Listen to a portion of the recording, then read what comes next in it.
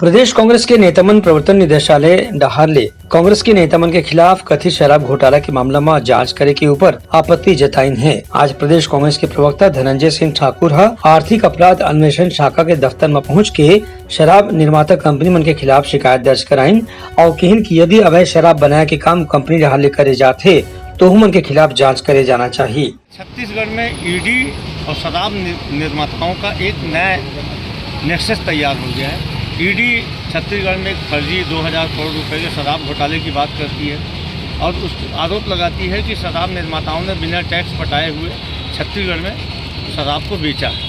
तो ऐसे में जिन्होंने शराब का टैक्स नहीं पटाया तो वो अपराधी होने चाहिए।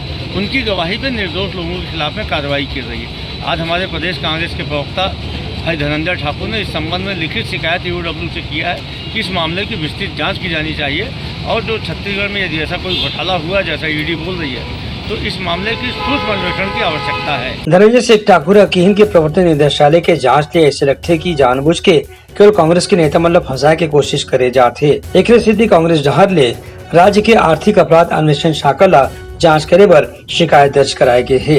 ब्यूरो रिपोर्ट उठलगा न्यूज।